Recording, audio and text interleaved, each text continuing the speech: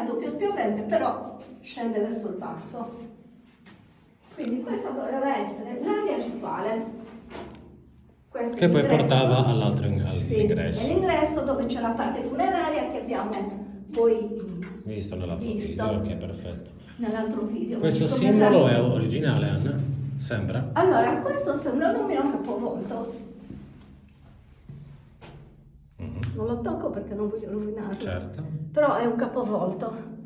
Il capovolto è il simbolo dell'uomo che trapassa, La discesa agli inferi, giusto? della discesa all'aldilà, che è gli inferi. Gli inferi.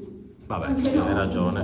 puramente Hai cristiani. ragione. Cioè, discesa all'aldilà che rappresenta comunque la possibilità di rinascita attraverso l'omino, attraversa la falsa porta e rinasce.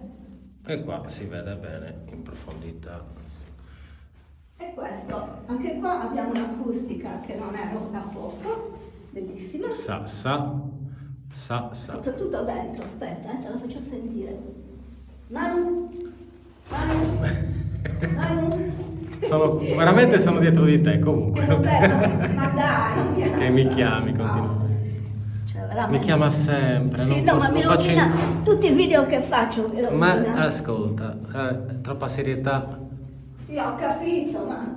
Ok. Ricordati possiamo- Nietzsche, quello possiamo- che rovina la società è po- il senso di gravità. Esatto, possiamo andare a vedere le altre? Andiamo a vedere le altre, fa un salutino ai tuoi follower, ok? Andiamo. Bene, con questa luce dal basso che fa molto film dell'orrore. Dai, Ciao. andiamo!